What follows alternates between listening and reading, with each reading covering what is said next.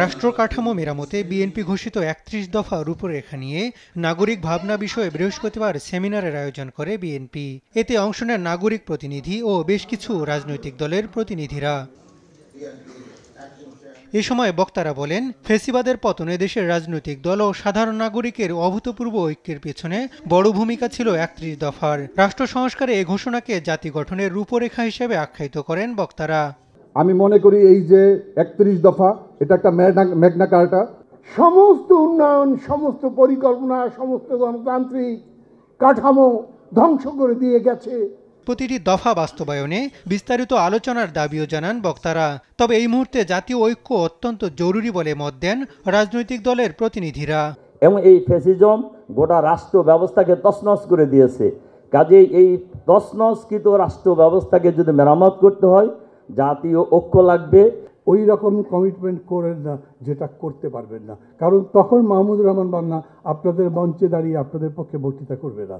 যে সংসদে পক্ষে বিপক্ষে ভোট দেওয়া যাবে কি যাবে না, এই প্রশ্ন আসলে কিন্তু দলের নিজস্ব গণতন্ত্রের চর্চাতে কিন্তু রাষ্ট্র আকারে আমরা পিছিয়ে আছি। সংখ্যা লঘুরা যারা আনঅ্যাড্রেসড, তাদের প্রতিনিধিত্বটা কিভাবে হবে সংসদে, রাষ্ট্রে, সমাজের নানা স্তরে, এটা বিএনপি যুগপথের সকল শরিকদেরকে গভীর মনোযোগ দাবি করে। অনুষ্ঠানে প্রধান অতিথি হিসেবে ভার্চুয়ালি যুক্ত হয়ে বিএনপির ভারপ্রাপ্ত চেয়ারম্যান তারেক রহমান বলেন, উদার গণতান্ত্রিক রাষ্ট্র প্রতিষ্ঠাই হবে বিএনপির প্রধান কাজ। বাংলাদেশের স্বৈরাচারী ব্যবস্থা যেন আর পুনরাবৃত্তি না ঘটে সেটি নিশ্চিত করতে বিএনপি সংবিধানে এমন ব্যবস্থা রাখতে চায় যাতে কেউ পরপর দুবারের বেশি প্রধানমন্ত্রী হতে না পারে। আমরা আইন, বিচার ও নির্বাহী বিভাগের মধ্যে ক্ষমতার ভারসাম্য রাখতে চাই। রাষ্ট্র পরিচালনায় সমাজের জ্ঞানী গুণীদের প্রতিনিধিত্ব এবং অংশগ্রহণ নিশ্চিত করতে দ্বিকক্ষ বা বাইক্যামেরাল পার্লামেন্ট সিস্টেম প্রবর্তন করতে চাই। অভ্যুত্থানে অংশ নেওয়া দল ও জনগণকে নিয়ে রাষ্ট্র কাঠামো বদলাতে চান বলেও জানান তিনি।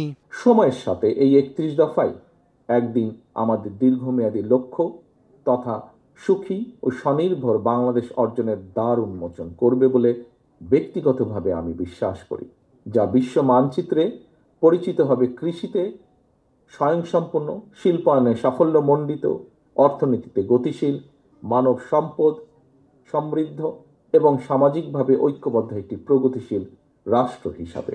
এ সময় বিএনপির মহাসচিব মির্জা ফখরুল ইসলাম আলমগীর বলেন, সব দলকে নিয়ে করা হবে আগামীর রাষ্ট্র সংস্কার।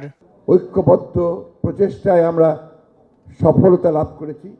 এই সফলতা তখনই পূর্ণতা পাবে যদি আমরা সত্যিকার অর্থেই একটি লিবারেল ডেমোক্রেসিকে আমরা এস্টাবলিশ করতে পারি। হাসান মাহমুদ, দেশ টিভি, ঢাকা।